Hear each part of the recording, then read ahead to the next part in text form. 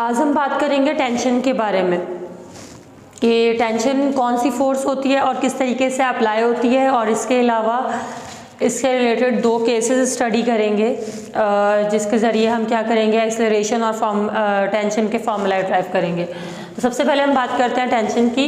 Tension एक force है जो कब अप्लाई होती है, जब किसी भी ऑब्जेक्ट को हैंग किया जाता है। ठीक है, जैसे कि यहाँ पर अगर हम कंसीडर कर सकते हैं कि अब यहाँ पर एक स्ट्रिंग है, स्ट्रिंग की मदद से हमने क्या किया, एक ऑब्जेक्ट को हैंग किया, ऑब्जेक्ट को ए से इंडिकेट किया जा रहा है। ठीक है, जैसे कि अगर मैं बात करूँ, मेरे हाथ में ये मार्कर है, तो ये मार्कर को मैंने टिप से पकड़ा हुआ है, तो ये एक तरह से हैंग हुआ हुआ है। तो हैंग हुआ हुआ है तो इस वक्त मेरी फिंगर्स में जो फोर्स होगी वो टेंशन होगी। इसी तरह यहाँ पर ये जो ऑब्जेक्ट हैंग किया जा रहा है स्ट्रिंग में, तो यहाँ पे फिंगर्स पे जो फोर्स होगी वो टेंशन है।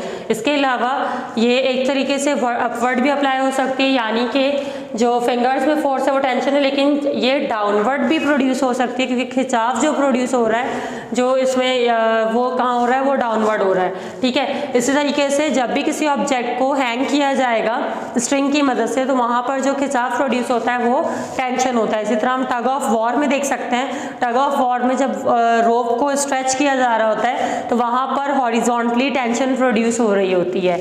ठीक है, क्योंकि स्ट्रिंग ऑलरेडी स्ट्रेच हो रहा है, तो वहाँ पर जो स्ट्रेचिंग हो रही है वो टेंशन है। इसी तरह जब हम काइट फ्लाई कर रहे होते हैं, यानी पतंग उड़ा रहे होते हैं, तो उसमें जो रोप में, ठीक है, वहाँ पर जो खिंचाव प्रोड्यूस हो रहा होता है वो भी एक तरह से टेंशन ही है। यानी कि जब हम क्या कर रहे होते हैं, उसको खींच रहे होते हैं या उसमें जो अपवर्ड भी फोर्स अप्लाई हो रही होती है वो वहाँ पर टेंशन के तौर पर एक्ट कर रही होती है। अब टेंशन फोर्स है, इसका सिंबल क्या होता है, इसका सिंबल होता है T। यहाँ पर मेंशन भी किया हुआ है कि यहाँ पर टेंशन अपवर्ड भी अप्लाई हो रही है फिंगर्स में, और यहाँ पे जो खिंचाव अगर हम कह सकते हैं डाउनवर्ड भी प्रोड्यूस हो रहा है तो वो टेंशन है। लेकिन इसके अपोजिट में जो फोर्स लग रही है वो वेट है। वेट कहाँ लगता है, वेट हमेशा डाउनवर्ड एक्ट करेगा। तो हम ये भी कह सकते हैं according to Newton's third law, weight action कर रहा है तो उसके अपोजिट में जो रिएक्शन प्रोड्यूस होता है वो टेंशन है। ठीक है, यहाँ पर अगर वर्टिकली ऑब्जेक्ट को हैंग किया गया है। इसी तरह अगर इसकी यूनिट की बात की जाए, तो क्योंकि ये फोर्स है तो फोर्स का यूनिट क्या होता है, फोर्स का यूनिट होता है न्यूटन। ठीक है, तो यहाँ पर न्यूटन इसका यूनिट है। अब हम बात करेंगे कि केसेस की कि किस तरीके से एक्सेलरेशन और टेंशन के फार्मूला ड्राइव किए जाएंगे और कौन सा ऑब्जेक्ट यूज किया जाएगा। तो सबसे पहले हम हेडिंग को देख लेते हैं। हेडिंग यहाँ पर लिखी हुई है, motion of bodies connected by a string passing over a frictionless pulley. दो बॉडीज कंसीडर की जाएंगी, उनको स्ट्रिंग से अटैच किया जाएगा, रोप से अटैच कर दिया जाएगा, और उसके बाद उसको फ्रिक्शनलेस पुली से अटैच करेंगे। यहाँ पर पुली फ्रिक्शनलेस होगी, लेकिन सबसे पहले हम ये देखते हैं कि पुली क्या होती है। पुली एक सिंपल मशीन है जो क्या करती है, ऑब्जेक्ट को लिफ्ट करवाने के लिए या किसी भी तरह के ऑब्जेक्ट को या कह सकते हैं वजन को लिफ्ट करवाने के लिए इस्तेमाल की जाती है। जैसे कि अगर हम बात करें कुएं से पानी निकालने के लिए, वहाँ पर जो बकेट लिफ्ट हो रहा होता है पानी का, वो कैसे लिफ्ट हो रहा होता है, वो पुली की मदद से ऊपर की तरफ आ रहा होता है। तो पुली एक सिंपल मशीन है। अब इसके बाद अब फ्रिक्शनलेस पुली यहाँ पर हम लेंगे। फ्रिक्शनलेस क्यों लेंगे ये मैं अभी आगे बताती हूँ। केस 1 देखते हैं। टेंशन से रिलेटेड हम दो केसेस स्टडी करेंगे। सबसे पहले केस 1। केस 1 किस बारे में है, केस 1 दो बॉडीज के बारे में, लेकिन वो कैसे हैंग होंगी, वो वर्टिकली डाउनवर्ड हैंग होंगी। केस 2 जो है उसमें क्या होगा, उसमें एक ऑब्जेक्ट हॉरिजॉन्टल होगा और एक वर्टिकल होगा। तो इस वजह से यहाँ पर हम सबसे पहले केस 1 को स्टडी कर रहे हैं। अब कंसिडरेशन देख लेते हैं। कंसिडरेशन में हमने क्या किया, दो ऑब्जेक्ट्स को कंसिडर किया, दोनों अनइक्वल मासेस थे, यानी उनके मासेस बराबर नहीं थे। ऑब्जेक्ट को नाम दिया A और B, और उनके मासेस को नाम दिया M1 और M2। कनेक्ट कर दिया किससे, स्ट्रिंग से, एक रस्सी से उनको कनेक्ट किया गया, रोप से कनेक्ट कर दिया, which passes over a frictionless pulley, और उसको हमने एक फ्रिक्शनलेस पुली से कनेक्ट किया, यानी कि जिसमें कोई फ्रिक्शन मौजूद नहीं है। अब जब इससे हमने इसको कनेक्ट किया तो यहाँ पर ये क्या हुआ, in such a way that two bodies hang vertically, जबकि दोनों ऑब्जेक्ट्स को कैसे हैंग किया, वर्टिकली हैंग कर दिया। Suppose m1 is greater than m2, हमने यहाँ पे कंसीडर किया कि जो फर्स्ट मास है वो सेकंड मास से ज़्यादा है, तो जब फर्स्ट मास सेकंड मास से ज़्यादा है तो क्या होगा, hence body A will move downward, body A क्योंकि उसका मास ज़्यादा है तो वो नीचे जाएगी, और विद एक्सेलरेशन ए, उसकी एक्सेलरेशन जो उस वक्त होगी हम कह सकते हैं कि वो ए होगी। इसके बाद बॉडी बी कैसे जाएगी, बॉडी बी ऊपर जाएगी विद द सेम एक्सेलरेशन, यानी कि स्ट्रिंग में जो एक्सेलरेशन प्रोड्यूस हो रही है वो ए होगी, क्योंकि स्ट्रिंग के साथ दो बॉडीज अटैच हुई हैं और दोनों कनेक्टेड हैं, तो जब एक डाउनवर्ड जाएगी तो ऑब्वियसली सी बात है कि एक अपवर्ड जाएगी, तो दोनों में जो स्ट्रिंग के एक ही है तो इसमें जो एक्सेलरेशन प्रोड्यूस होगी वो ए होगी, ना कि A1 और A2 होगी। इसी तरह यहाँ पे जैसे कि मैंने कहा था कि हम फ्रिक्शनलेस पुली ले रहे हैं, हमने फ्रिक्शनलेस पुली क्यों ली, क्योंकि अगर पुली में फ्रिक्शन होगी तो जैसा कि मैंने अभी यहाँ पे बताया कि एक स्ट्रिंग के साथ दो बॉडीज अटैच हुई हुई हैं M1 और M2, जिसको हमने A और B से इंडिकेट किया है। अब मैंने कहा था कि M1 का मास ज़्यादा है और M2 का कम है। अब अगर यहाँ पे फ्रिक्शन होती तो क्या होगा, ऑब्जेक्ट नीचे फ्रीली नहीं जाएगा, हो सकता था कि रिम में फ्रिक्शन होने की वजह से यहाँ पर ये यहीं पर रुक जाता, लेकिन क्योंकि फ्रिक्शन मौजूद नहीं है, फ्रिक्शनलेस है, तो यहाँ पर इसी वजह से ऑब्जेक्ट ये डाउनवर्ड जाएगा जिसका मास ज़्यादा है, और जिसका मास कम है वो अपवर्ड मूव करेगा।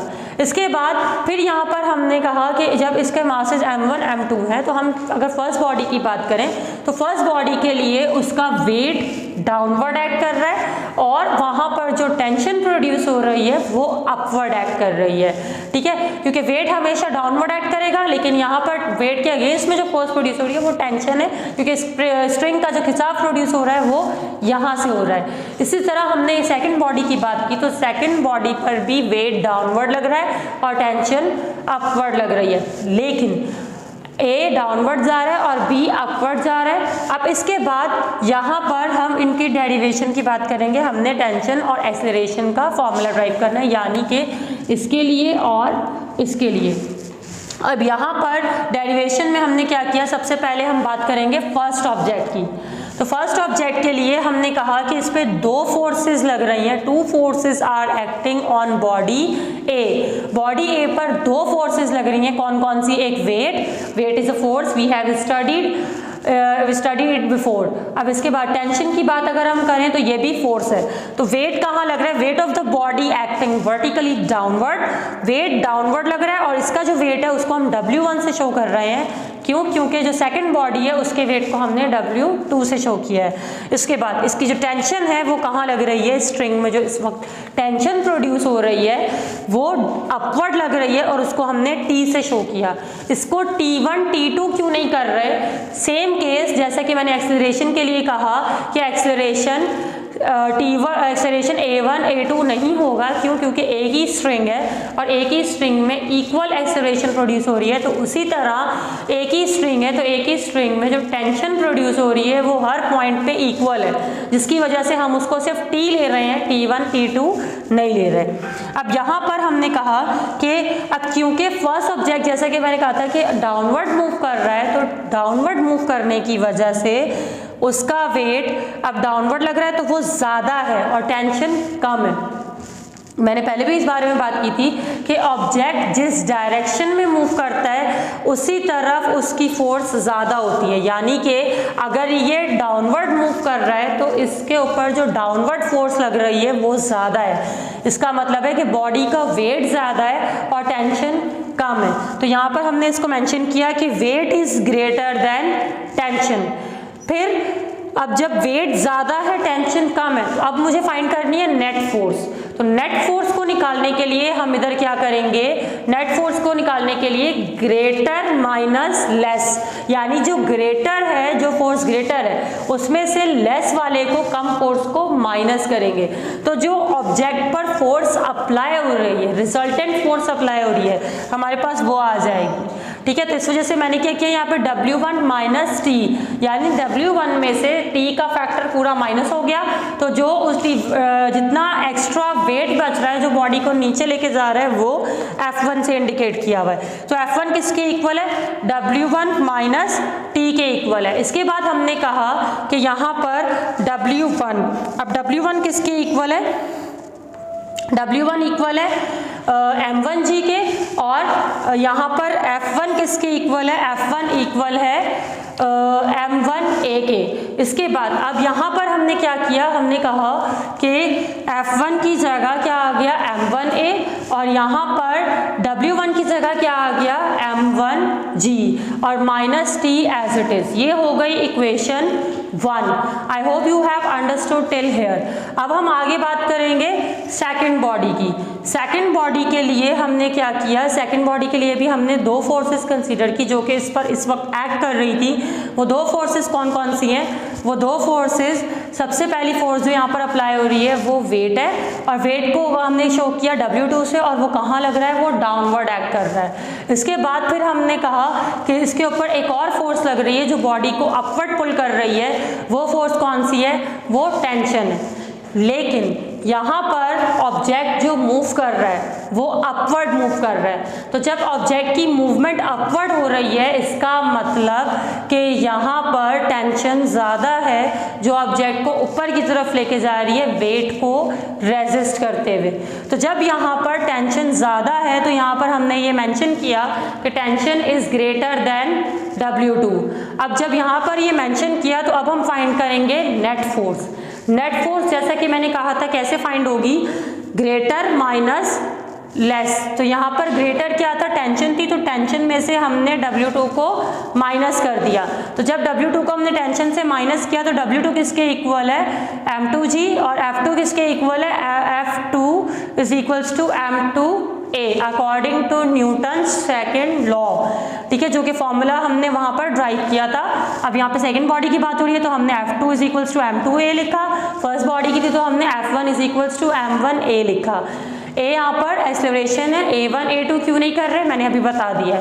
ठीक है, अब F2 किसके इक्वल है, M2A के, tension as it is. W2 किसके इक्वल है, M2G। This is equation 2। अब यहाँ पर हमारे पास दो इक्वेशन आ चुकी हैं, एक इक्वेशन 1 है और एक इक्वेशन 2 है। अब इक्वेशन 1 हमारे पास क्या है, M1A is equals to M1G minus T, और इक्वेशन 2 क्या है, M2A is equals to T minus M2G। ये इक्वेशन 2 है। अब एक्सेलरेशन के फॉर्मूले को फाइंड करने के लिए हम क्या करेंगे, दोनों इक्वेशन को ऐड करेंगे। जब दोनों इक्वेशन को ऐड करेंगे तो लेफ्ट साइड लेफ्ट में ऐड होगी और राइट साइड राइट में ऐड होगी। तो लेफ्ट साइड को हमने लेफ्ट में ऐड करना है और राइट को राइट में। तो यहाँ पर लेफ्ट जब लेफ्ट से ऐड हुई तो इसकी लेफ्ट M1A थी और इसकी लेफ्ट M2A थी, तो दोनों को ऐड किया तो क्या हो गया, M1A प्लस M2A।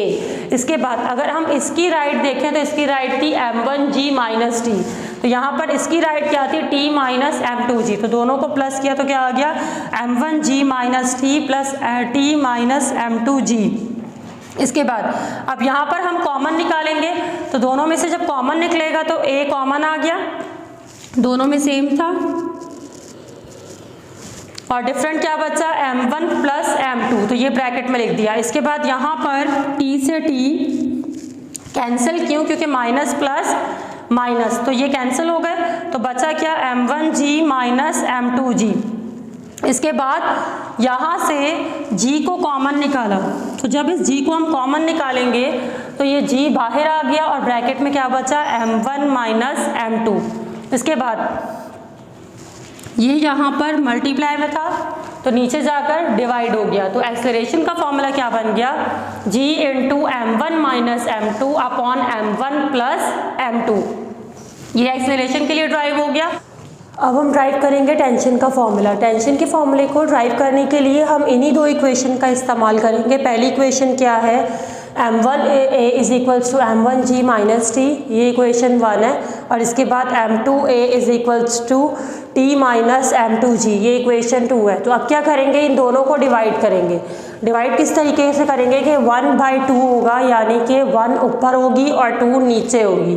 वह जो फर्स्ट इक्वेशन है उसकी लेफ़्ट साइड और उसकी राइट साइड न्यूमरेटर बनेगी, और जो सेकंड इक्वेशन है उसकी लेफ़्ट साइड और राइट साइड डिनोमिनेटर बनेगी।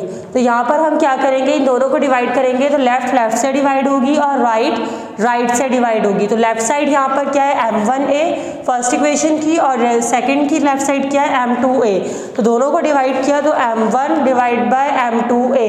इसी तरह फिर यहाँ पर m1g माइनस टी डिवाइड करेंगे किससे, t माइनस m2g से। कैसे डिवाइड होगा, उसी तरह m1g माइनस टी ये ऊपर आएगा और t माइनस m2g ये नीचे आएगा। अब यहाँ पर होगा क्या, a से a कैंसिल हो जाएगा क्योंकि ये एक न्यूमरेटर में था एक डिनोमिनेटर में था, वैल्यू सेम थी तो ये कैंसिल हो गए। और यहाँ पर इधर ये क्रॉस मल्टीप्लाई होंगे। तो क्रॉस मल्टीप्लाई कैसे होंगे, ये t माइनस m2g ऊपर चला जाएगा और यहाँ पर m2 ये भी ऊपर जाकर मल्टीप्लाई होगा, क्रॉस मल्टीप्लिकेशन। तो यहाँ पे t माइनस m2g इस m1 के साथ मल्टीप्लाई हो गया और ये m2 इस m1g माइनस t के साथ मल्टीप्लाई में आ गया। अब यहाँ पर क्या होगा, m1 t से मल्टीप्लाई होगा तो m1t आएगा, और यहाँ पर m1 जब m2g से मल्टीप्लाई होगा तो m1 m2g आएगा। यहाँ पर साइन प्लस का था तो plus plus plus plus minus minus.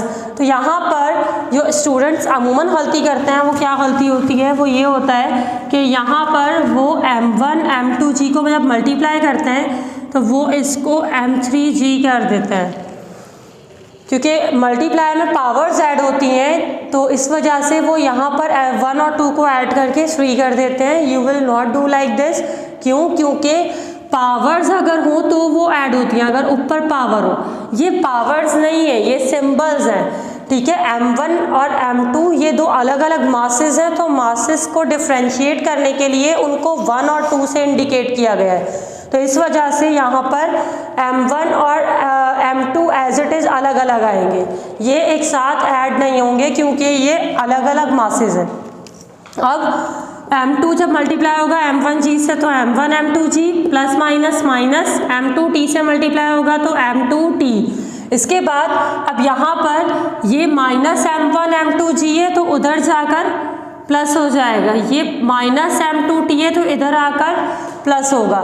यानी कि हम एक जैसे टर्म्स में एक जैसे टर्म्स को अरेंज कर रहे हैं, जैसे कि m1t और m2t, यहाँ पर t दोनों में मौजूद था तो t वाले हमने एक साइड पे किए लेफ्ट पर, और m1 m2g और m1 m2g दोनों सेम थे तो इनको राइट पे कर दिया।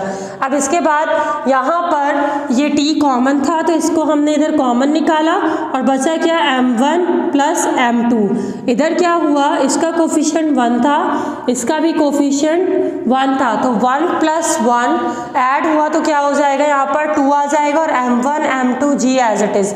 इसके बाद यहाँ पर अब ये m1 प्लस m2 मल्टीप्लाई में तो नीचे जाकर क्या होगा, इससे डिवाइड हो जाएगा। तो टेंशन का फॉर्मूला यहाँ पर हमने जो पढ़ा वो क्या आया, T is equals to 2m1 m2g upon m1 plus m2। यहाँ पर हमने एक्सेलरेशन और टेंशन का फॉर्मूला ड्राइव कर लिया। अब हम बात करेंगे केस 2 की, और केस 2 में भी हम एक्सेलरेशन और टेंशन का फॉर्मूला ड्राइव करेंगे, लेकिन वहाँ पर एक ऑब्जेक्ट हॉरिजॉन्टल होगा और एक वर्टिकल होगा। Now we will discuss about second case related to tension. अब सेकंड केस क्या कह रहा है, सेकंड केस कहता है कि ऐसे आपने टेंशन और एक्सेलरेशन का फॉर्मूला ड्राइव करना है कि एक बॉडी हॉरिजॉन्टल होगी और एक बॉडी वर्टिकल होगी, ठीक है। फर्स्ट केस में दोनों हॉरिजॉन्टल थी, सॉरी दोनों वर्टिकल थी। अब सेकंड केस में एक हॉरिजॉन्टल होगी और एक वर्टिकल होगी। तो इसके लिए पहले हम कंसिडरेशन देख लेते हैं। हमने कंसिडर किए थी दो बॉडीज़ ए और बी, जैसे कि हमने केस 1 में कंसिडर की थी, बिल्कुल इसी तरह तकरीबन यहाँ पे भी कंसिडरेशन सेम ही होगी।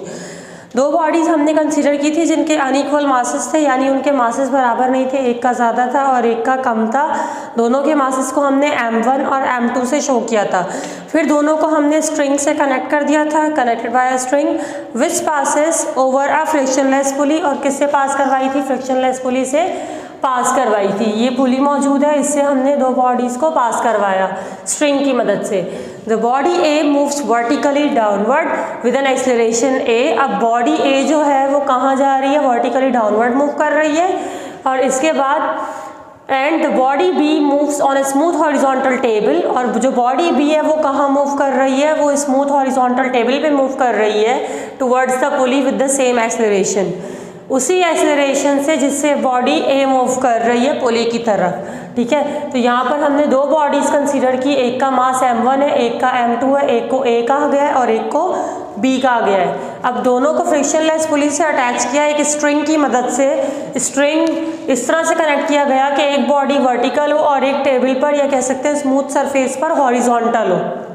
यहाँ पर इस सरफेस पर भी कोई फ्रिक्शन मौजूद नहीं है। अब यहाँ पर देखा जा सकता है कि उसी तरह जैसे कि इसका वेट डाउनवर्ड एक्ट कर रहा है, तो इससे जो अपोजिट फोर्स लग रही है वो टेंशन है जो कि अपवर्ड प्रोड्यूस होगी।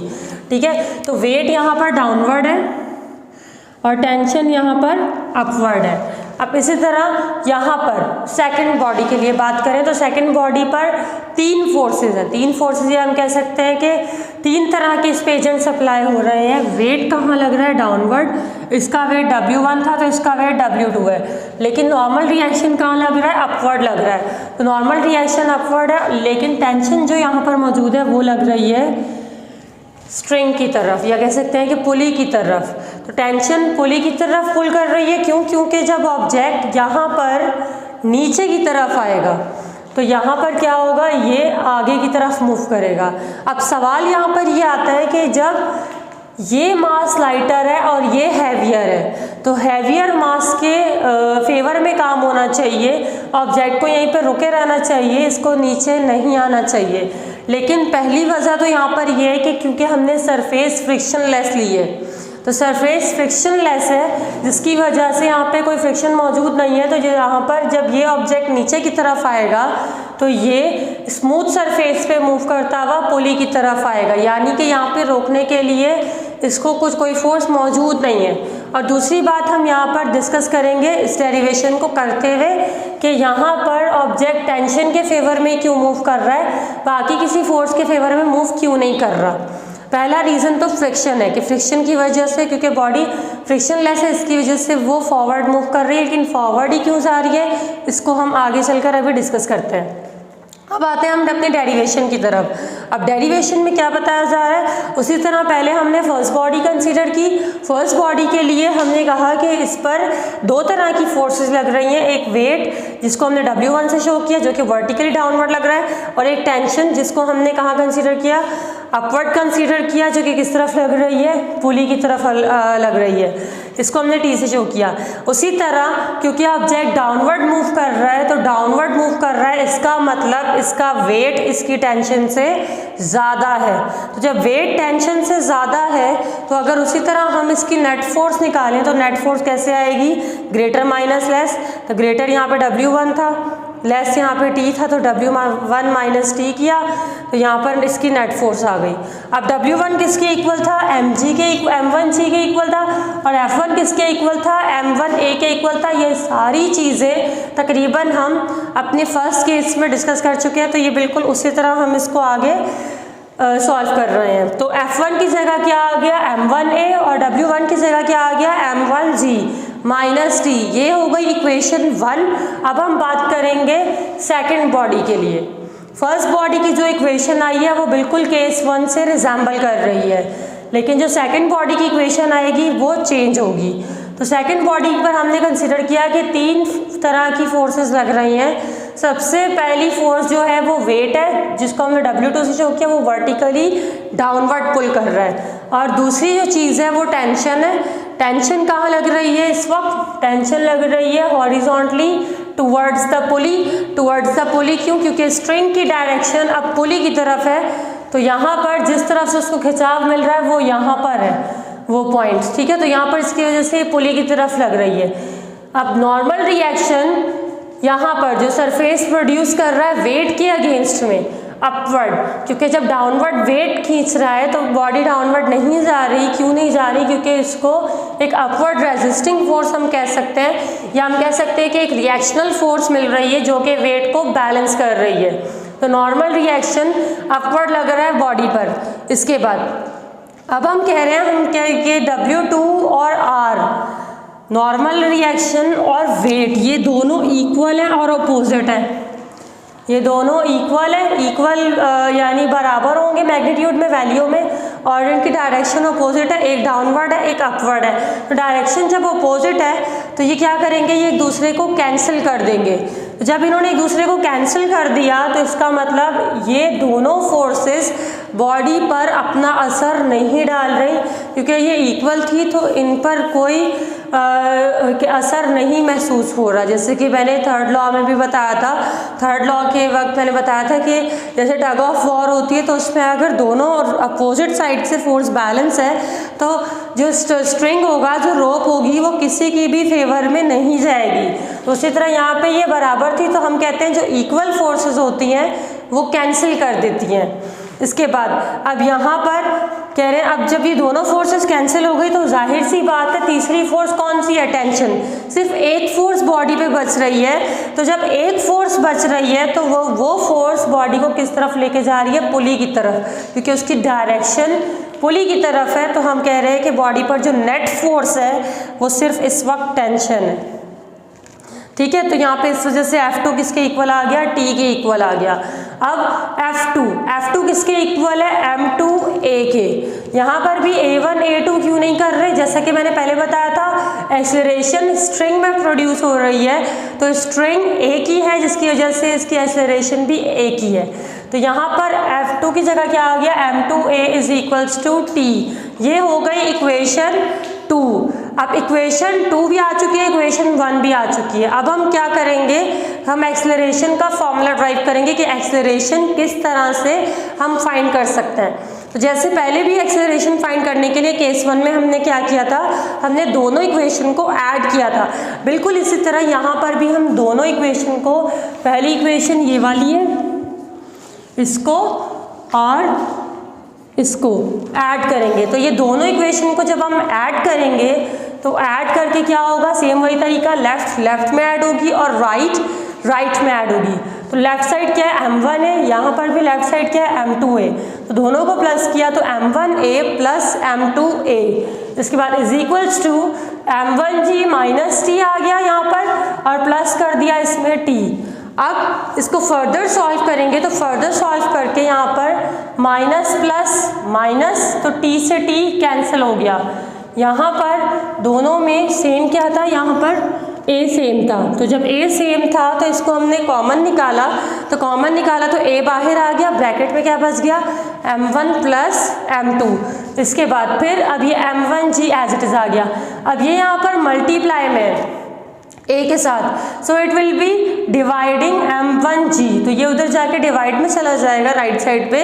तो एक्सेलरेशन का फॉर्मूला हॉरिजॉन्टल और वर्टिकल बॉडी के लिए क्या आया, A is equals to M1G upon M1 plus M2। इसके बाद ये हो गया एक्सेलरेशन का ड्राइव। अब हम बात करेंगे टेंशन के लिए। पहले हमने टेंशन के लिए क्या किया था, हमने डिवाइड कर दिए थे दोनों इक्वेशन को, लेकिन यहाँ पर डिवाइड करने की ज़रूरत नहीं है। यहाँ पे हम क्या करेंगे, सिंपल तरीके से ये जो एक्सेलरेशन की वैल्यू आई है इसको हम यहाँ पर पुट करके A की जगह टेंशन फाइंड कर सकते हैं, क्योंकि टेंशन ऑलरेडी वहाँ पे सेपरेट है। डिवाइड करने से भी सॉल्व हो जाएगा लेकिन वो थोड़ा लेंदी हो जाएगा, जिसकी वजह से हम इसको शॉर्ट करके इसकी वैल्यू को सेकंड इक्वेशन में पुट करके इसका आंसर निकालेंगे। तो यहाँ पर हमने क्या किया, पहले स्टेटमेंट लिखी पुटिंग वैल्यू ऑफ A की वैल्यू को इक्वेशन 2 में पुट किया। तो इक्वेशन 2 में जब पुट करेंगे तो M2 एज इट इज आ गया, A की जगह, इस A की जगह क्या आ जाएगा, ये फॉर्मूला। तो ये फॉर्मूला इस A की जगह आएगा तो क्या आ गया, M1G upon M1 plus M2, और वो किसके इक्वल था, टेंशन के इक्वल था, ये इक्वल्स टू T आ गया। इसके बाद अब M2 को M1G से मल्टीप्लाई किया तो यहाँ पर क्या आएगा, M1 M2G, और यहाँ पर अपॉन में आ गया M1 प्लस M2। इसके बाद इज इक्वल्स टू T आ गया। अब T को हम पहले लिखेंगे और इसको बाद में लिखेंगे। तो बाद में लिखा तो क्योंकि इसे रीअरेंज किया जाएगा, क्योंकि जो अननोन चीज़ होती है जिसका फॉर्मूला हम ड्राइव करते हैं उसको हम हमेशा लेफ्ट साइड पे लिखते हैं। तो यहाँ पर टेंशन का जो फॉर्मूला था वो क्या आ गया, M1 M2G upon M1 plus M2। यहाँ तक हमने ये ड्राइव कर लिया टेंशन का।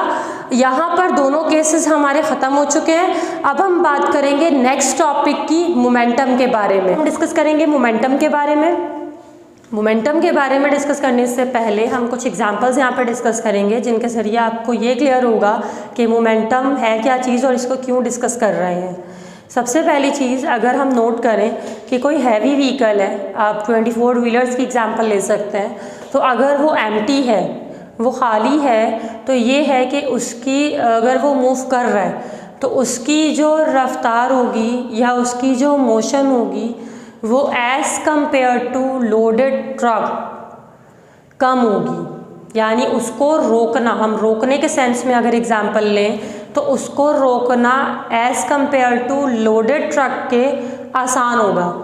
अगर कोई हैवी लोडेड ट्रक है तो क्योंकि उसका मास ज़्यादा हो चुका है, तो ये कह सकते हैं हम कि जिसका मास ज़्यादा हो उसको रोकना मुश्किल होता है। यानी एक सिंपल हम एग्जांपल ले लेते हैं, जैसे कि अगर एक साइकिल है, हम साइकिल को आसानी से रोक सकते हैं, लेकिन अगर हम हैवी व्हीकल्स की बात करें तो इनको हमें रोकने के लिए ज़्यादा फोर्स चाहिए, या फिर ऐसा भी हो सकता है कि हम इनको एकदम ब्रेक लगाकर नहीं रोक सकते, लाइक ट्रेन, लाइक एयरप्लेन, जैसे कि आप हैवी व्हीकल्स में 24 व्हीलर्स।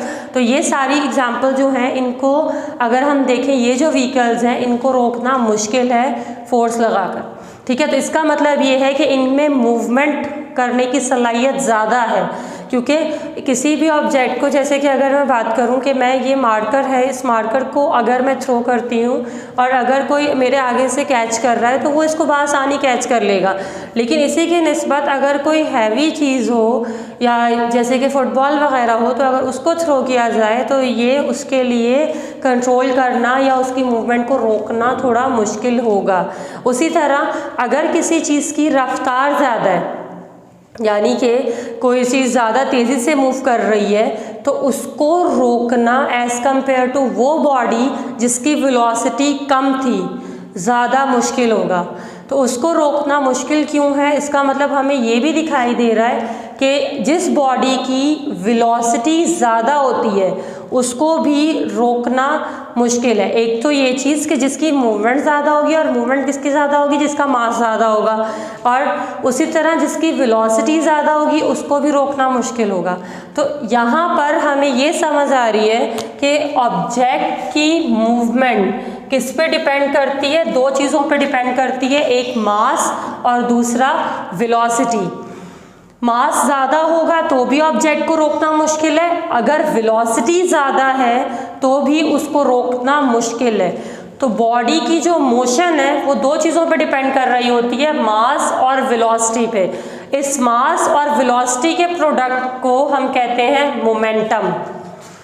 यहाँ पर तो मोमेंटम क्या है, momentum is the product of mass and velocity, यानी कि बॉडी कितना मूव करेगी ये उसके मास और वेलोसिटी पर डिपेंड करता है, और मास और वेलोसिटी का प्रोडक्ट हम क्या कहते हैं, मोमेंटम कहते हैं। इसके बाद मोमेंटम का जो सिंबल है वो P है। अब इसके बाद इसका जो फॉर्मूला आता है, इसका फॉर्मूला इन दो चीज़ों से मिलाकर आएगा, एक मास और एक वेलोसिटी। तो मास और वेलोसिटी को मिला के मोमेंटम का फॉर्मूला आया।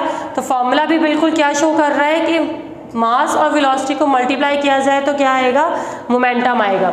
इसके बाद इसका यूनिट, अगर हम फॉर्मूले से इसका यूनिट चेक करें तो m मास है, तो मास का यूनिट SI यूनिट क्या है, kg। इसी तरह अगर हम वेलोसिटी की बात करें तो वेलोसिटी का SI यूनिट क्या है, मीटर पर सेकेंड। अब kg मीटर पर सेकेंड मोमेंटम का यूनिट है, लेकिन ये सिंपल यूनिट नहीं है, तो इसको मज़ीद सिंप्लीफाई किया जाएगा, इसको स्मॉल यूनिट में लेकर आएंगे, because when ever the unit is complex it is always converted into the smaller one. तो यहाँ पर क्या किया जाएगा, इसको सेकंड से मल्टीप्लाई भी किया और डिवाइड भी कर दिया। पूरे यूनिट को kg मीटर पर सेकंड को सेकंड से मल्टीप्लाई भी किया और डिवाइड भी किया। अब जब इसको मल्टीप्लाई और डिवाइड किया तो सेकंड और सेकंड इसकी पावर 1 थी, इसकी भी पावर 1 थी, 1 + 1 यहाँ पे क्या हो जाएगा, 2 हो जाएगा। तो kg मीटर पर सेकेंड स्क्वायर, और ये वाला जो सेकंड था इसको हमने अलग से साइड पर लिख दिया। तो डिनोमिनेटर वाला मल्टीप्लाई हुआ, मल्टीप्लाई होकर सेकेंड स्क्वायर हो गया, और न्यूमरेटर वाला second as it is side पर आ गया। इसके बाद kg मीटर पर सेकेंड स्क्वायर, ये हम पहले पढ़ चुके हैं इसी चैप्टर में कि ये किसके इक्वल होता है, it is equals to newton. तो kg मीटर पर सेकेंड स्क्वायर की जगह क्या आ गया, न्यूटन आ गया, और ये सेकंड एज इट इज आ गया।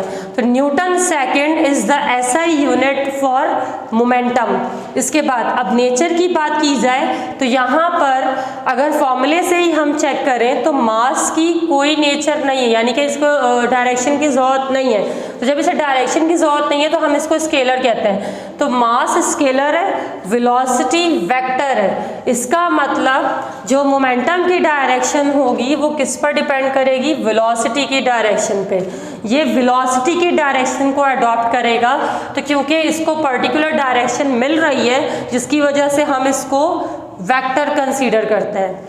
ये वेक्टर क्वांटिटी कंसीडर की जाती है। क्यों? क्योंकि it always takes the direction of velocity. इसके बाद अब यहाँ पर ये हमने मोमेंटम की बात की, अब हम डिस्कस करेंगे लॉ के बारे में, law of conservation of momentum. Law of conservation of momentum क्या कहता है? सबसे पहले कंजर्वेशन का वर्ड देखते हैं। Conservation means to remain same और टू रिमेन कांस्टेंट। कंजर्वेशन का मतलब होता है सेम रहना। अब law of conservation of momentum क्या कह रहा है, ये आपको पता लग चुका होगा कि मोमेंटम क्या रहेगा, सेम रहेगा। किसका? आइसोलेटेड सिस्टम का। लॉ कहता है कि आइसोलेटेड सिस्टम का मोमेंटम सेम रहता है। तो इसके लिए शर्त क्या है कि सिस्टम आइसोलेटेड होना चाहिए। तो सबसे पहले हम ये देखेंगे कि आइसोलेटेड सिस्टम क्या होता है। आइसोलेटेड सिस्टम वो सिस्टम होता है जिस पर कोई बाहर से एक्सटर्नल फोर्स या एक्सटर्नल एजेंट अप्लाई नहीं होता, यानी कि एक दफ़ा उसको रीस्टार्ट कर दिया तो वो खुद वर्किंग करता रहेगा, बाहर से उस पर कोई फोर्स एक्ट नहीं कर रही होती।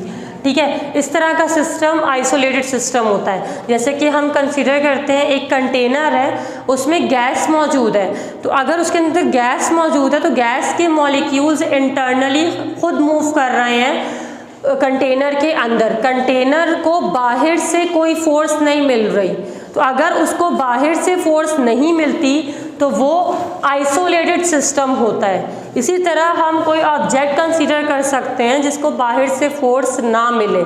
जैसे कि अगर मैं वॉल क्लॉक की बात करूं तो वॉल क्लॉक में एक दफ़ा आपने सेल डाले तो वो स्टार्ट हो गया अपनी वर्किंग करना। अब इसके बाद ये अपनी वर्किंग खुद करता रहेगा, अपने आप करेगा, हमें बार बार इसका टाइम सेट करने की ज़रूरत नहीं पड़ेगी। तो इसको भी हम आइसोलेटेड सिस्टम कह सकते हैं कि बाहर से उस पर कोई बार बार हमें फैक्टर अप्लाई करने की ज़रूरत नहीं पड़ रही। तो यहाँ पर कह रहे हैं कि आइसोलेटेड सिस्टम का मोमेंटम हमेशा कंजर्व रहेगा। तो इसके लिए हमने सबसे पहले कंसिडरेशन की। कंसिडरेशन में हमने क्या किया, हमने दो बॉल्स को कंसीडर किया। एक बॉल को A कहा गया, दूसरी को B कहा गया। एक की इनिशियल वेलोसिटी u1 है और दूसरे की इनिशियल वेलोसिटी u2 है। अब दोनों बॉडीज एक ही डायरेक्शन में एक ही रूट पर मूव कर रही हैं, दोनों के मासेस सेम है, लेकिन इनकी वेलोसिटीज डिफरेंट है। u1 ग्रेटर है u2 के। तो u1 क्योंकि u2 से ग्रेटर है तो क्या होगा, जब ये मूव कर रहे हैं तो ये जो m1 वाला मास है ये m2 से टकराएगा। जब एक ही पाथ पे बॉडीज मूव कर रही हैं और दोनों की वेलोसिटीज चेंज हैं, तो जिसकी ज़्यादा है वो अगर आगे वाले से कम है, आगे वाले से उसकी वेलोसिटी ज़्यादा है तो वो आगे वाले से स्ट्राइक करेगा, कोलाइड करेगा। जब वो कोलाइड करेगा तो कोलिजन के बाद अब जब ये फिर से मूव करना शुरू करेंगी with the behalf of their own forces, तो यहाँ पर इनकी वेलोसिटीज़ में चेंज आएगा। ये एक की v1 हो जाएगी, यानी जिसकी u1 थी उसकी v1 हो गई और जिसकी u2 थी उसकी v2 हो गई। मासेस पर कोई फर्क नहीं पड़ा। जब बॉडीज कोलाइड करती हैं तो उनके मासेस चेंज नहीं होते, उनकी सिर्फ रफ्तार में चेंज आता है, जिसकी वजह से यहाँ पर u1 v1 हो गई, u2 v2 हो गई। ठीक है, अब इसके बाद ये डिफरेंट वेलोसिटीज से यहाँ पर मूव कर रही हैं आफ्टर कोलिजन, टकराने के बाद। तो ये सिस्टम हमने आइसोलेटेड कंसीडर किया। आइसोलेटेड मतलब कि एक दफ़ा इनको मूव करवाया तो फर्स्ट की वेलोसिटी ज़्यादा थी, सेकंड की कम थी। इसके बाद अब मूव करते करते, क्योंकि ये आइसोलेटेड सिस्टम है, बाहर से कोई एक्सटर्नल फैक्टर अप्लाई नहीं हो रहा जो कि इनकी रफ्तार को चेंज कर सके, यानी कि u2 को ग्रेटर कर दे और u1 को कम कर दे, ऐसे कोई फोर्स यहाँ पर अप्लाई नहीं हो रही। इस वजह से जब ये सेम रूट पे मूव करेंगे तो क्या होगा, ये कोलाइड करेंगे, और जब कोलाइड करेंगे तो अपने ही बिहाफ पर ये इनकी वेलोसिटीज़ में चेंज आएगा और फिर ये डिफरेंट वेलोसिटी से मूव करना शुरू करेंगे। तो ये आइसोलेटेड सिस्टम था। इसकी एग्जांपल हम ऐसे ले सकते हैं, जैसे कि हम कंसीडर करें एक कार को। अगर एक कार कम वेलोसिटी से एक ही रोड पर, सेम रोड पर मूव कर रही है और उसके पीछे एक कार ज़्यादा तेज़ वेलोसिटी से आ रही है, ज़्यादा रफ्तार से आ रही है, जबकि आगे वाले की रफ्तार कम थी और दोनों का पाथ भी एक था, तो क्या होगा कि जो पीछे वाली आ रही है तेज़ रफ्तार से, एक वक्त आएगा कि वो आगे वाली से स्ट्राइक करेगी, टकरा जाएगी। जब वो टकराएगी तो दोनों, अब जब टकराने के बाद अगर वो स्लाइटली टकरा रही हैं तो जब वो मूव करना शुरू करेंगी तो दोनों की वेलोसिटीज़ में चेंज आएगा, यानी कि जिसकी ज़्यादा थी उसकी कम हो जाएगी और जिसकी कम थी उसकी ज़्यादा भी हो सकती है। इसी तरह हम स्नूकर टेबल की बात कर सकते हैं। स्नूकर टेबल पर जब बॉल्स को स्ट्राइक किया जाता है तो पहले एक बॉल को स्ट्राइक करते हैं, तो जब एक बॉल को स्ट्राइक करते हैं तो उसकी वेलोसिटी ज़्यादा होती है, तो जब वो बाकी बॉल से जाके स्ट्राइक करती है तो उसकी अपनी वेलोसिटी कम हो जाती है, लेकिन जो बाकी बॉल्स हैं उनकी वेलोसिटी बढ़ जाती है। तो बिल्कुल यहाँ पर इस तरह से हमने इन बॉल्स को कंसीडर किया है। अब इसके बाद यहाँ तक हमने बात की कंसिडरेशन की। आई hope you have understood till here. अब यहाँ पर हम बात करेंगे इसकी डेरिवेशन की। डेरिवेशन के लिए सबसे पहली चीज़ जो आप नोट करेंगे वो होगा मोमेंटम का फॉर्मूला। मोमेंटम का फॉर्मूला mv होता है। तो अगर हम इंडिविजुअली बॉल की बात करें, पहले अगर मैं फर्स्ट बॉल की बात करूं तो फर्स्ट बॉल के लिए इसका मोमेंटम अगर हम देखें तो इसका मास m1 है और इसकी वेलोसिटी u1 है, तो इसका मोमेंटम क्या हो जाएगा, m1 u1। तो बिल्कुल इसी तरह यहाँ पर हमने कहा डेरिवेशन में कि momentum of the system before collision, टकराने से पहले वाला मोमेंटम।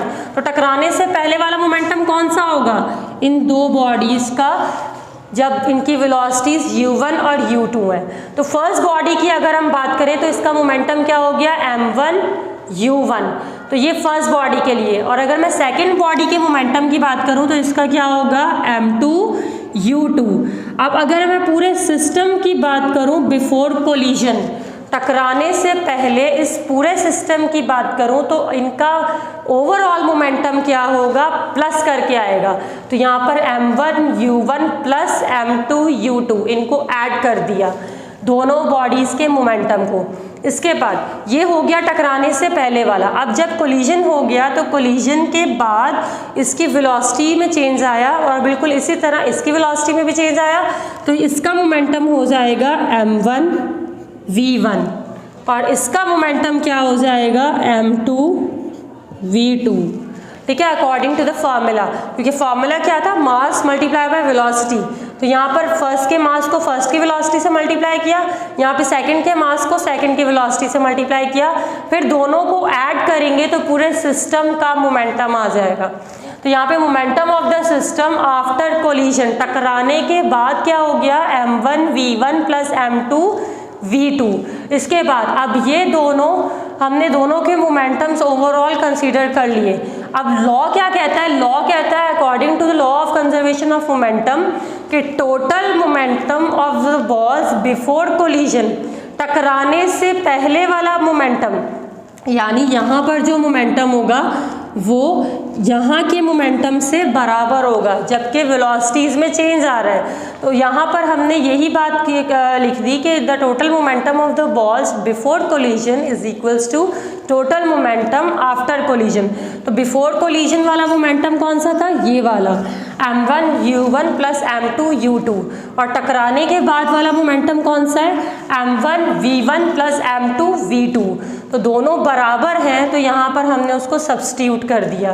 तो पहली स्टेटमेंट क्या थी, m1 u1 plus m2 u2, यानी कि टकराने से पहले वाला किसके बराबर है, टकराने के बाद वाले के। तो यहाँ तक हमने डिस्कस किया law of conservation of momentum को। अब हम अपने नेक्स्ट टॉपिक की तरफ चलेंगे जो कि होगा फ्रिक्शन से रिलेटेड। अब हम चलते हैं फ्रिक्शन की तरफ, जो कि इस चैप्टर का आखिरी टॉपिक है। फ्रिक्शन क्या है, फ्रिक्शन एक फोर्स है, ये भी फोर्स की कैटेगरी में ही लाई करता है, लेकिन ये कौन सी फोर्स है, ये वो फोर्स है जो ऑब्जेक्ट को मूव करने से रोकती है।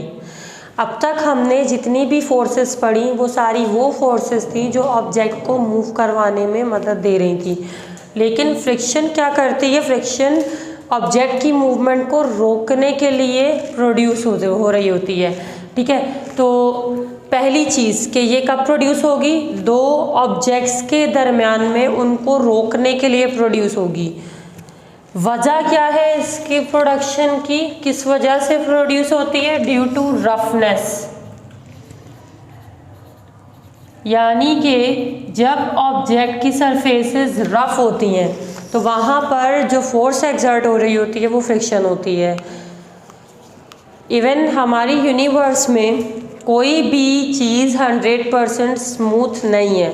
अगर मैं बात करूँ इस बोर्ड की, तो बोर्ड की जो सरफेस है ये 100% स्मूथ नहीं है, हम कह सकते हैं कि ये 90 या 95% स्मूथ होगी। इस वजह से तो ज़्यादातर जो ऑब्जेक्ट्स हैं वो रफनेस रखते हैं, तो उनकी रफनेस की वजह से जब दो ऑब्जेक्ट्स कांटेक्ट में आते हैं तो कांटेक्ट में आने के बाद उनमें जो फोर्स प्रोड्यूस होती है वो फ्रिक्शन कहलाती है। ठीक है, कैसे, जैसे कि अगर हम मिसाल लें, if I talk about my this hands, मैं अपने हाथों की बात करूं तो मैं इनको अगर रब करूं तो इनको जब हम रब करेंगे, माई हैंड्स आर अनइवन, ये रफ सरफेसेस हैं। तो जब हमारे हाथ रफ हैं तो जब हम अपने हाथों को स्ट्राइक करते हैं एक दूसरे के साथ तो क्या होता है, वहाँ पर हीट एनर्जी प्रोड्यूस होती है। तो वो हीट एनर्जी क्यों प्रोड्यूस हो रही है, that is produce due to friction. Friction वहाँ पे प्रोड्यूस हो रही होती है जो क्या करती है, हीट एनर्जी को प्रोड्यूस करवा रही होती है due to the roughness of surfaces. इसी तरह अगर हम बात करें तो हमारे जो हाथ हैं वो अनइवन है, उन पर फिंगरप्रिंट्स मौजूद हैं या वो रफ सरफेसेस रखते हैं। इसी तरह if we talk about our feet, तो हमारे जो पाँव हैं वो भी रफ सरफेसेस रखते हैं। ये रफ सरफेस क्यों है, ताकि हम अपनी ग्रिप को मजबूत कर सकें। अगर हमारे हाथ या पाँव रफ ना होते तो ज़्यादा चांसेस थे कि हम स्लाइड कर जाते, we will not be able or we won't be able to grip on the object. ठीक है, तो इस वजह से फ्रिक्शन ज़रूरी है। ठीक है, तो अब ये मैंने क्या कहा, किसकी वजह से प्रोड्यूस होगी, रफनेस ऑफ सरफेसेस की वजह से प्रोड्यूस होगी। कब प्रोड्यूस होगी, जब दो ऑब्जेक्ट्स कांटेक्ट में आएंगे और मूवमेंट को रेजिस्ट करेगी। अब यहाँ पर इसका, अब ये क्योंकि फोर्स है तो इसका सिंबल F होगा और इसका जो यूनिट होगा वो न्यूटन होगा, और ये भी किस कैटेगरी में आएगी, ये भी वेक्टर में ही आएगी। अब इसका फॉर्मूला क्या होगा, इसका फॉर्मूला हम ड्राइव करेंगे with the help of mathematical expression. उससे पहले, फॉर्मूले को ड्राइव करने से पहले हम बात करते हैं फ्रिक्शन की टाइप्स की। अब फ्रिक्शन को 5 हिस्सों में कैटेगराइज कर दिया। सबसे पहले स्लाइडिंग, देन रोलिंग, उसके बाद काइनेटिक, फिर स्टैटिक, फिर लिमिटिंग। ये 5 टाइप्स हैं फ्रिक्शन की। सबसे पहले हम बात करेंगे स्लाइडिंग फ्रिक्शन की। स्लाइडिंग फ्रिक्शन कौन सी फ्रिक्शन है, ये वो फ्रिक्शन है जब ऑब्जेक्ट दूसरे ऑब्जेक्ट के ऊपर स्लाइड करने की कोशिश करता है लेकिन उसकी मूवमेंट में रेजिस्टेंस प्रोड्यूस हो रही होती है, तो वहाँ पर जो फ्रिक्शन प्रोड्यूस होती है वो कहलाती है स्लाइडिंग फ्रिक्शन। ठीक है, जैसे कि अगर हम बात करें, कोई भी ऑब्जेक्ट अगर किसी भी सरफेस के ऊपर स्लाइड कर रहा है अपनी पूरी ग्रिप के साथ, तो वहाँ पर उसको स्लाइड करने से रोकने के लिए जो फ्रिक्शन प्रोड्यूस होगी वो क्या कहलाएगी, वो स्लाइडिंग फ्रिक्शन होगी। जैसे कि यहाँ पे हम एग्जांपल ले सकते हैं, ये ब्लॉक है, ये ब्लॉक एक हॉरिजॉन्टल सरफेस के ऊपर मौजूद है, we can say that table के ऊपर मौजूद है। तो टेबल के ऊपर अब अगर ये आगे की तरफ मूव करेगा तो ये स्लाइड कर रहा है, ठीक है। तो स्लाइड करते हुए जो फ्रिक्शन प्रोड्यूस होगी वो स्लाइडिंग फ्रिक्शन होगी। इसके बाद नेक्स्ट कैटेगरी है रोलिंग फ्रिक्शन। रोलिंग फ्रिक्शन कौन सी फ्रिक्शन होती है, ये वो फ्रिक्शन होगी जब कोई ऑब्जेक्ट दूसरे ऑब्जेक्ट के ऊपर रोल करेगा, ठीक है। जैसे कि अगर हम बात करें बॉल की, तो अगर बॉल को रोल करवाया जाए, ठीक है, उसको सरफेस के साथ रोल करवाया जाए, तो वहाँ पर जो फ्रिक्शन प्रोड्यूस हो रही है, जो बॉल को मूव करने से रोकेगी, सरफेस उस पर प्रोड्यूस कर रही है, वो क्या होगी, वो रोलिंग फ्रिक्शन होगी। इसके बाद हम बात करते हैं काइनेटिक फ्रिक्शन की। Kinetic friction, kinetic means motion, तो काइनेटिक फ्रिक्शन वो फ्रिक्शन होगी जो कब प्रोड्यूस होगी, जब दो ऑब्जेक्ट्स मूव कर रहे होंगे, और we can say that an object is moving on another object, यानी एक ऑब्जेक्ट दूसरे ऑब्जेक्ट के ऊपर मूव करे या फिर दोनों एक साथ मूव करें। जैसे कि मैंने अभी एग्जांपल दी थी अपने हाथों की, मैंने कहा अगर हाथों को हम रब करें तो उस वक्त जो फ्रिक्शन प्रोड्यूस हो रही है वो काइनेटिक फ्रिक्शन होगी। इसी तरह फिर आती है स्टैटिक फ्रिक्शन। स्टैटिक फ्रिक्शन कौन सी होगी, स्टैटिक मीन्स रेस्ट, ठीक है। स्टैटिक का मतलब होता है रेस्ट में रहना। तो स्टैटिक फ्रिक्शन वो फ्रिक्शन होती है जो कब प्रोड्यूस हो रही होती है, जब ऑब्जेक्ट रेस्ट में होता है, यानी कि वो स्टेबल होता है, उस पर कोई मूवमेंट या वो कोई उस पर फोर्स एक्सर्ट नहीं हो रही होती। तो वो फोर्स जो ऑब्जेक्ट को मेंटेन रखती है, सेल्फ एडजस्टिंग फोर्स, वो क्या होती है, वो स्टैटिक फ्रिक्शन कहलाती है। हम ये भी कह सकते हैं कि friction is the self adjusting force, यानी कि ऑब्जेक्ट को खुद एडजस्ट करवाने की कोशिश करती है। इसके बाद लास्ट आती है लिमिटिंग फ्रिक्शन। लिमिटिंग फ्रिक्शन वो फ्रिक्शन होती है जो मैक्सिमम अमाउंट फ्रिक्शन की प्रोड्यूस हो रही होती है, जो कि ऑब्जेक्ट को मूव करने से रोकेगी, ठीक है। जब तक ऑब्जेक्ट मूव नहीं कर रहा तो उसकी मूवमेंट से पहले जो मैक्सिमम लेवल पर जो बिल्कुल लास्ट लिमिट होगी फ्रिक्शन की, वो क्या कहलाएगी, वो लिमिटिंग फ्रिक्शन कहलाएगी, ठीक है। इसके बाद अभी हमने बात की 5 टाइप्स की, अब हम बात करेंगे यहाँ पर इस रिलेशन की कि काइनेटिक फ्रिक्शन और लिमिटिंग फ्रिक्शन को अगर हम कंपेयर करें तो काइनेटिक फ्रिक्शन लेस देन होती है लिमिटिंग फ्रिक्शन, क्योंकि लिमिटिंग फ्रिक्शन मैंने क्या कहा, ये मैक्सिमम अमाउंट ऑफ फ्रिक्शन है। तो काइनेटिक फ्रिक्शन जब ऑब्जेक्ट्स मूव कर रहे होते हैं तो ऑटोमेटिकली फ्रिक्शन कम हो जाती है। क्यों कम हो जाती है, क्योंकि मैंने जैसे कहा था कि ये रफनेस ऑफ सरफेस की वजह से प्रोड्यूस होती है। तो अगर कोई सरफेस रफ है, like we can say that वो इस तरीके से मौजूद है, अगर हम बहुत नेकेड आई से उसको देखें तो यहाँ पर वो इस तरीके से मौजूद होगा, यानी कि वो रफ होगा। जैसे कि हम बात करें रोड की, ठीक है, तो रोड की अगर हम बात करें तो वो कुछ इस तरह की सरफेस होती है। फिर क्या किया जाता है, यहाँ पर अब इसके ऊपर ऑब्जेक्ट जो मूव करेगा वो इसके ऊपर अगर लाई कर रहा है, तो अगर वो बार बार स्ट्राइक कर रहा है तो फ्रिक्शन कम प्रोड्यूस होगी, क्योंकि वो इन एरियाज में फिक्स नहीं हो रहा, उसे जल्दी से मूव करवा लिया जा रहा है। तो यहाँ पर क्या कहा जा रहा है, इस वजह से ये कहा जाता है कि काइनेटिक फ्रिक्शन, क्योंकि ऑब्जेक्ट जल्दी जल्दी मूव कर रहा है तो वो इन एरियाज में, इन एम्प्टी सरफेसेस में फिक्स नहीं हो रहा, बल्कि ऊपर से ही स्ट्राइक करके जल्दी से मूव कर रहा है। इस वजह से काइनेटिक फ्रिक्शन लेस देन होती है लिमिटिंग फ्रिक्शन के, ठीक है। इसी तरह अगर हम बात करें रोलिंग फ्रिक्शन की, रोलिंग फ्रिक्शन लेस देन होती है स्टैटिक फ्रिक्शन के। स्टैटिक फ्रिक्शन ज़्यादा है। यही एग्जांपल ले लेते हैं। मैंने कहा एक सरफेस रफ थी, एक रफ सरफेस थी, तो उसके ऊपर कोई सरफेस लाई कर रही है, तो क्या होगा, ये जो एम्प्टी एरियाज है, या कह सकते हैं ये जो डाउन एरियाज है, यहाँ पर क्या करेगा, ऑब्जेक्ट इटसेल्फ एडजस्ट होने की कोशिश करेगा। जब वो एडजस्ट होगा, इसके ऊपर जो ऑब्जेक्ट होगा, जब वो एडजस्ट होगा तो वहाँ पर क्या होगा, उनका जो क्या है कि जो एम्प्टी स्पेस था वो मीटअप कर गया, यानी कि वो पूरी तरह से फिक्स हो चुका है, जिसकी वजह से यहाँ पर स्टैटिक फ्रिक्शन, यानी जब ऑब्जेक्ट रुका हुआ है वो फ्रिक्शन ज़्यादा होती है, मैक्सिमम, ठीक है। इसी तरह अगर हम बात करें रोड की, रोड पर फ्रिक्शन ज़्यादा होती है, तो अगर उसके ऊपर कार रुकी हुई है तो रुकी हुई होगी तो वहाँ पर जो टायर्स में थ्रेड्स प्रोड्यूस किए हुए होते हैं वो थ्रेड्स रोड के साथ एडजस्ट हो जाते हैं, उसके एम्प्टी स्पेसेस को फिल कर देते हैं, जिसकी वजह से एक रुकी हुई गाड़ी में फ्रिक्शन ज़्यादा है एज़ कम्पेयर टू अगर गाड़ी चल रही है, उसके टायर रोल कर रहे हैं रोड के ऊपर, तो वहाँ पर रोलिंग फ्रिक्शन होगी। तो rolling friction less than static friction होती है, ठीक है। इसी तरह फ्रिक्शन हमारी ज़िंदगी में एक अहम किरदार अदा करती है। इसके एडवांटेजेस भी हैं, इसके डिसएडवांटेजेस भी हैं, तो वो हम आगे इसके बाद डिस्कस करेंगे। लेकिन उससे पहले हम यहाँ पे बात करते हैं इसके फार्मूला की, कि इसका फार्मूला किस तरीके से ड्राइव किया जाएगा। फार्मूले को ड्राइव करने से पहले, इसका एक रिलेशन देखने से पहले यहाँ पे हम ये फिगर्स देख लेते हैं। ये 3 तरह की फिगर्स मैंने यहाँ पर बनाई हुई हैं।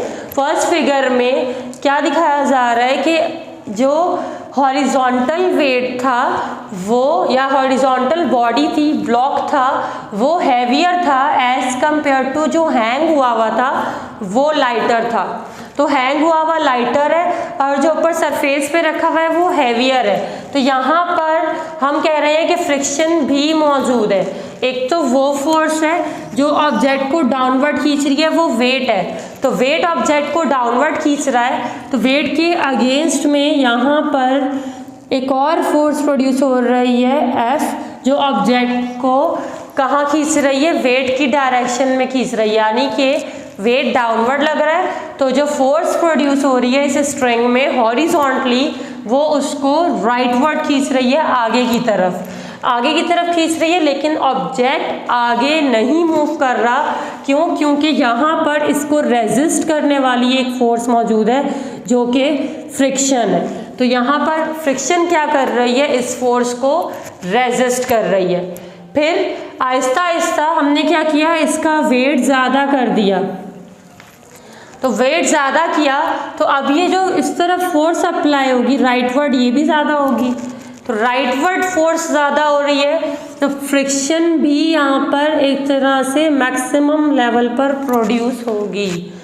फिर अब मैक्सिमम लेवल पे प्रोड्यूस हो रही है, फिर क्या किया गया, वेट मज़ीद बढ़ा दिया गया। तो यहाँ पर वेट मज़ीद बढ़ाया गया तो वेट डाउनवर्ड और फोर्स राइटवर्ड। अब यहाँ पर जो फोर्स प्रोड्यूस हो रही है वो फ्रिक्शन प्रोड्यूस हो रही है और वो मैक्सिमम लेवल तक आ चुकी होगी, यानी कि वो लिमिटिंग फ्रिक्शन होगी कि वो ऑब्जेक्ट को मूव नहीं करने देगी। लेकिन क्योंकि यहाँ पर हमने वेट ज़्यादा कर दिया है तो यहाँ पर वेट ज़्यादा होने की वजह से क्या होगा, वो फ्रिक्शन को, लिमिटिंग फ्रिक्शन को रेजिस्ट करके ये वाली फोर्स इसको राइटवर्ड लेकर आएगी। तो जब इसको राइटवर्ड लेकर आएगी तो फ्रिक्शन एक मैक्सिमम लेवल तक प्रोड्यूस होके फिर क्या हो जाएगी, डिक्लाइन हो जाएगी, गिरना शुरू कर देगी, जिसकी वजह से ये ऑब्जेक्ट आगे की तरफ स्लाइड करता हुआ मूव करेगा। तो यहाँ पर हम क्या कह सकते हैं, हम कह सकते हैं कि जब जितना ज़्यादा वेट बढ़ाया जाएगा तो फ्रिक्शन पहले मैक्सिमम होगी, फिर एक वक्त आएगा कि ऑब्जेक्ट पर फ्रिक्शन मिनिमम हो जाएगी, क्योंकि वो फोर्स जो उसको आगे पुल डाउन करवा रही है वो ज़्यादा है।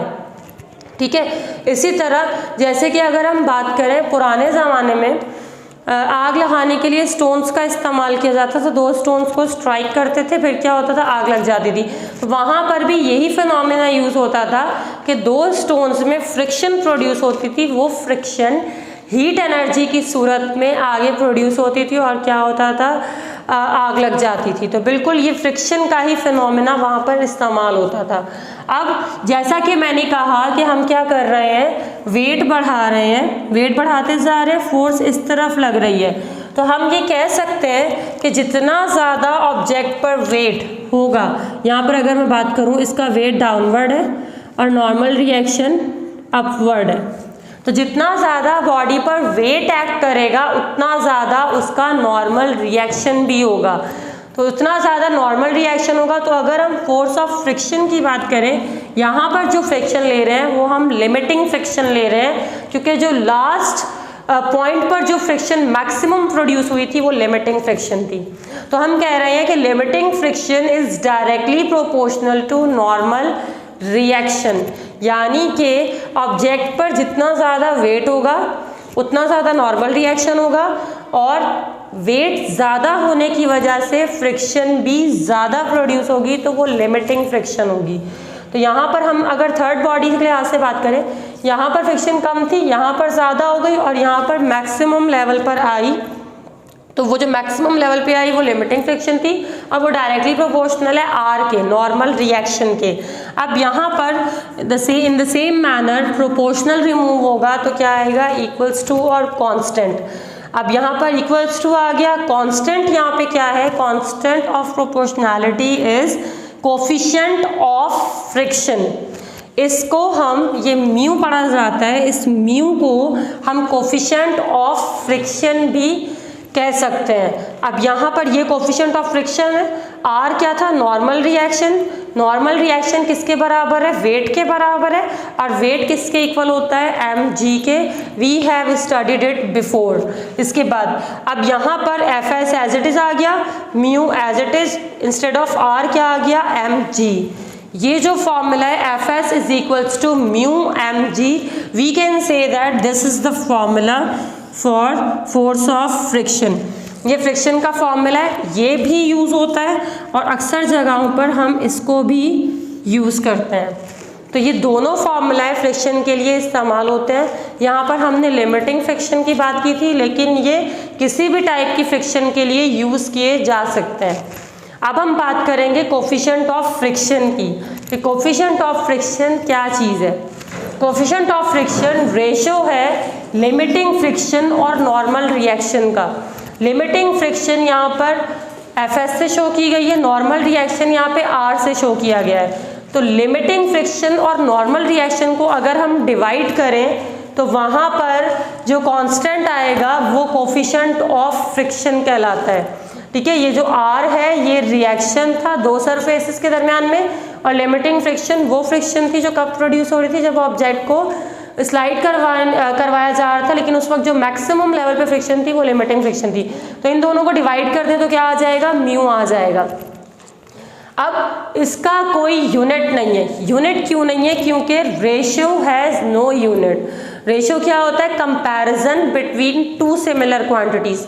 तो दो सेम क्वांटिटीज यहाँ पर कौन कौन सी हैं, एक तो लिमिटिंग फ्रिक्शन है, एक नॉर्मल रिएक्शन है। अगर हम बात करें दोनों के यूनिट्स की तो फ्रिक्शनल फोर्स का यूनिट भी एन होता है, अभी जैसा मैंने बताया था, और आर को भी हम एन ले सकते हैं। तो दोनों अब n है तो n से n कैंसिल हो जाएगा, तो इसका कोई भी यूनिट नहीं बचता, जिसकी वजह से हम ये कह सकते हैं कि coefficient of friction has no unit. इसके बाद अब यहाँ पर कोफिशिएंट ऑफ फ्रिक्शन क्या है, रेशियो है लिमिटिंग फ्रिक्शन और नॉर्मल रिएक्शन का। ये सरफेस की नेचर पर डिपेंड करता है कि सरफेस किस नेचर की है। जैसे कि अगर मैं बात करूं इस बोर्ड की, तो ये बोर्ड स्मूथ है, ठीक है, इसमें फ्रिक्शन है लेकिन बहुत नेग्लिजिबल है, तो ये स्मूथ सरफेस है, तो यहाँ पर इसका कोफिशिएंट ऑफ फ्रिक्शन कम होगा। लेकिन अगर मैं बात करूं रोड की, तो रोड पर फ्रिक्शन ज़्यादा होती है, तो वहाँ पर इसका कोफिशिएंट ऑफ फ्रिक्शन भी ज़्यादा होगा। तो नेचर सरफेस की सब्सटेंस की नेचर पर डिपेंड कर रहा होता है कौन, कोफिशिएंट ऑफ फ्रिक्शन। अब इसके बाद अब ये कुछ ऑब्जेक्ट्स की according to Sindh text book board, यहाँ पर चार पेयर्स की कोफिशिएंट ऑफ फ्रिक्शन की वैल्यूज़ डिस्कस की जा रही हैं। सबसे पहला क्या है, वुड और वुड, यानी कि जो कॉम्बिनेशन है वो वुड और वुड के दरमियान में, यानी दोनों चीज़ें जो कांटेक्ट में है वो वुड की बनी हुई है, तो उनके लिए जो कोफिशिएंट ऑफ फ्रिक्शन होता है वो 0.3 होगा। इसी तरह अगर हम बात करें वुड और स्टोन, यानी डिसिमिलर कंपैरिजन है। वुड अलग चीज़ है, अलग मटेरियल है, अलग नेचर का सब्सटेंस है, और स्टोन एक अलग नेचर का सब्सटेंस है। तो इन दोनों की बात की जाए तो इन दोनों में जो रेशियो आएगा वो 0.4 होगा, यानी कि वो सिमिलर ऑब्जेक्ट्स का कंपैरिजन किया जाए तो उससे ज़्यादा होगा। डिसिमिलर ऑब्जेक्ट्स के पेयर में फ्रिक्शन कोफिशिएंट ऑफ फ्रिक्शन ज़्यादा आता है as compare to similar objects के कॉम्बिनेशन में। इसी तरह मेटल और मेटल दोनों सेम कॉम्बिनेशंस हैं, यानी दोनों मेटल्स हैं, तो यहाँ पर इसका 0.2 आया है। 0.2 लेस वैल्यू है। ये लेस वैल्यू क्या शो कर रही है कि सिमिलर ऑब्जेक्ट्स के दरमियान में कॉम्बिनेशन किया गया है, कंपैरिजन किया जा रहा है। इसी तरह वुड और लेदर डिसिमिलर ऑब्जेक्ट्स है, तो इनका क्या होता है 0.4 होता है। तो यहाँ तक हमने बात की फ्रिक्शन की, उसकी टाइप्स की और उसके लिए फार्मूला की। अब हम बात करेंगे एडवांटेज, डिसएडवांटेज और मेथड्स ऑफ रिड्यूसिंग फ्रिक्शन। अब फ्रिक्शन के एडवांटेज, डिसएडवांटेज और मेथड्स को डिस्कस करते हैं। सबसे पहले हम बात करेंगे एडवांटेजेस की। सबसे पहला एडवांटेज जो फ्रिक्शन का है वो ये है कि हमें चलने में मदद देती है। ठीक है, अगर हम अपनी बात करें, अगर फ्रिक्शन ना होती सरफेस पर तो we are not able to walk, तो हमें चलने में फ्रिक्शन मदद दे रही होती है। यानी कि जैसे कि मैंने कहा था कि हमारे जो हाथ होते हैं और पाँव होते हैं तो उन पर प्रिंट्स मौजूद होते हैं, थ्रेड्स मौजूद होते हैं। वो थ्रेड्स क्या करते हैं, वो फ्रिक्शन प्रोड्यूस करवा रहे होते हैं सरफेस के साथ। ठीक है, जिसकी वजह से हम क्या करते हैं, आराम से चल पाते हैं।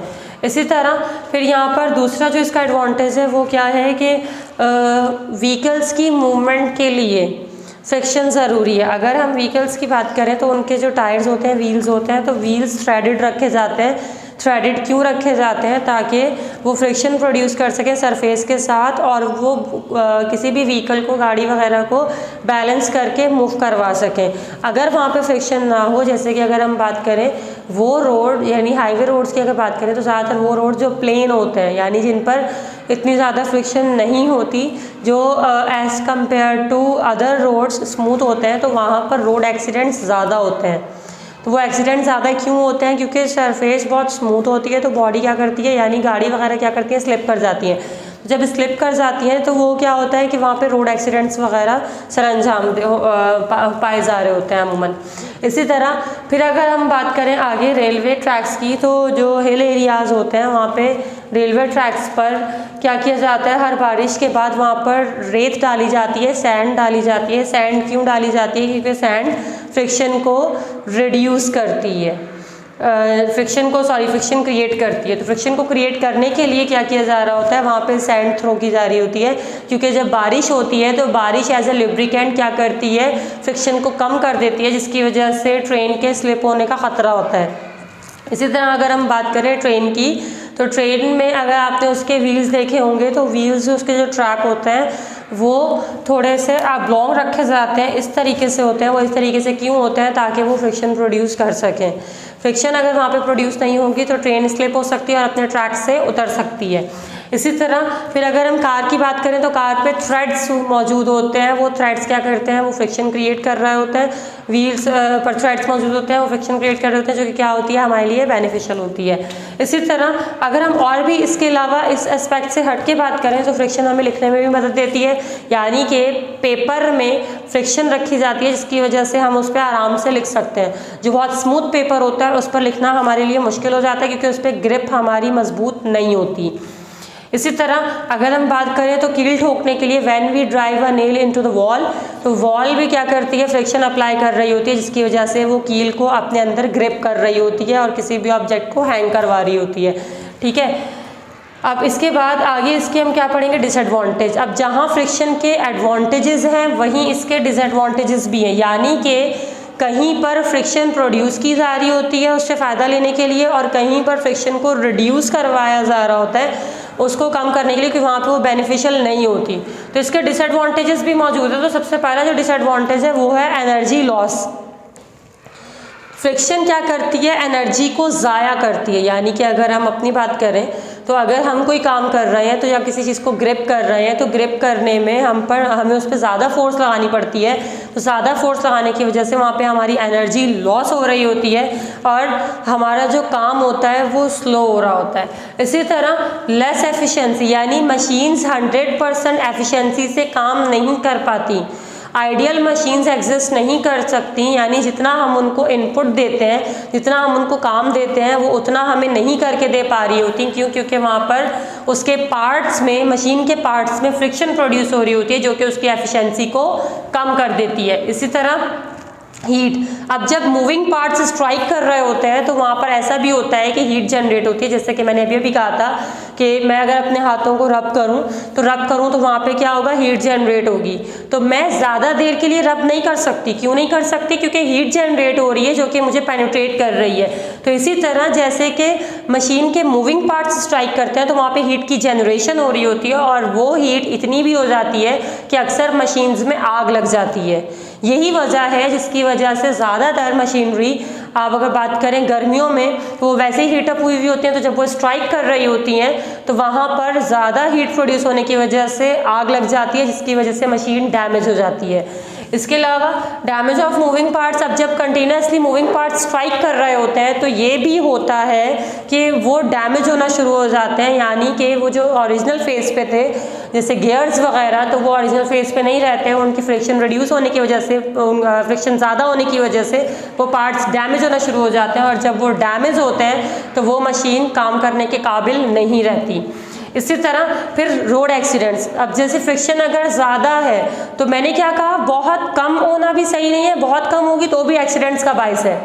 लेकिन अगर बहुत रफ़ होगी, बहुत ज़्यादा रफ़ है, जैसे रोड्स वगैरह की बात करें जो बहुत ज़्यादा रफ़ एरिया होता है, वहाँ पर भी ज़्यादातर रोड एक्सीडेंट्स हो रहे होते हैं। क्यों हो रहे होते हैं? क्योंकि वहाँ पे टायर ब्रस्ट हो जाते हैं तो गाड़ी क्या कर जाती है, एक्सीडेंट की वजह से अक्सर वहाँ पर जल भी जाती है, इंजन जल जाता है। ठीक है। इसी तरह फिर हमें किसी भी ऑब्जेक्ट से काम करवाने के लिए उसको कि ज़्यादा फोर्स देनी पड़ेगी, तो यहाँ पर हम ज़्यादा काम नहीं करवा सकते, हमेशा लेस वर्क होता है। ज़्यादा काम करवाने के लिए उसको ज़्यादा फोर्स देनी पड़ेगी और ज़्यादा force as an human being या एज ए लिविंग बॉडी हम नहीं दे सकते।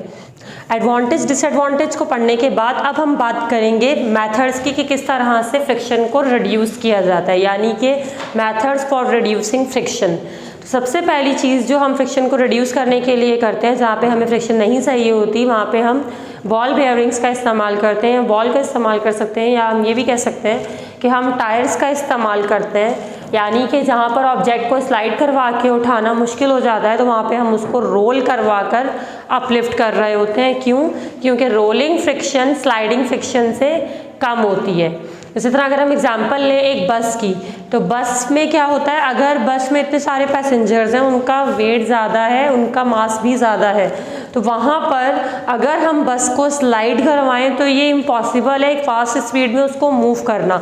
तो वहाँ पर व्हील्स का इस्तेमाल किया जाता है। वो व्हील्स क्या करते हैं, वो फ्रिक्शन को रिड्यूस कर देते हैं। इसी तरह बहुत सारी जगहों पर जहाँ पर हम ऑब्जेक्ट को स्लाइड नहीं करवा सकते और वो हैवी होता है, तो वहाँ पर उनको रोल करवा के उठाया जा रहा होता है। इसी तरह हम बॉल बेयरिंग्स का भी इस्तेमाल करते हैं मशीनरी वगैरह में, जहाँ पर फ्रिक्शन को रिड्यूस करना होता है। ठीक है। अब इसी तरह लुब्रिकेंट्स का भी इस्तेमाल होता है। लुब्रिकेंट्स मतलब जैसे ग्रीस, ऑयल्स वगैरह, तो यहाँ पे इनका भी इस्तेमाल किया जाता है फ्रिक्शन को रिड्यूस करने के लिए, क्योंकि जो मूविंग पार्ट्स होते हैं किसी भी मशीन के, वो जब कंटिन्यूसली स्ट्राइक करते हैं, वर्क करते हैं, तो वो डैमेज होना शुरू हो जाते हैं। तो उस डैमेज को रिपेयर करने के लिए हम ऑयल्स का यूज़ करते हैं, जिसकी वजह से जब वो जाम हो जाते हैं तो उनमें जब ऑयल डाला जाता है तो फिर से वो वर्किंग प्रॉपरली शुरू कर देते हैं। इसी तरह हम सिर्फ लुब्रिकेंट्स ऑयल वगैरह का इस्तेमाल नहीं करते, इसके अलावा हम पाउडर का भी इस्तेमाल कर रहे होते हैं। एयर का भी यूज़ अक्सर जगहों पे किया जा रहा होता है फ्रिक्शन को रिड्यूस करने के लिए। पाउडर की एग्जांपल हम ऐसे ले सकते हैं, जैसे कि कैरम बोर्ड होता है, तो कैरम बोर्ड पर बोरैक्स डाला जा रहा होता है। बोरैक्स क्या करता है, उस कैरम बोर्ड की फ्रिक्शन को रिड्यूस कर देता है। इसी तरह फिर लास्ट जो हमारे पास इसका मेथड है रिड्यूस करने का फ्रिक्शन का, वो क्या है कि जो फास्ट मूविंग ऑब्जेक्ट्स होते हैं या व्हीकल्स होती हैं, उनको आगे से ऑब्लॉन्ग रखा जाता है, यानी कि उनकी सरफेस आगे से कुछ यूँ होती है। इस तरह उसको ऑब्लॉन्ग क्यों रखा जाता है, क्योंकि वो फिर क्या करता है, एयर फ्रिक्शन को रिड्यूस करके उसको फास्टली मूव करने में मदद दे रहा होता है। जैसे फॉर एग्जांपल एयरप्लेन्स या फिर कार वगैरह, इनका जो फ्रंट पार्ट होता है वो ऑब्लॉन्ग होता है। तो अभी हमने बात की मेथड्स की, एडवांटेज और डिसएडवांटेजेस की फ्रिक्शन की। यहाँ तक ये चैप्टर की थ्योरी हमारे पास मुकम्मल हो चुकी है।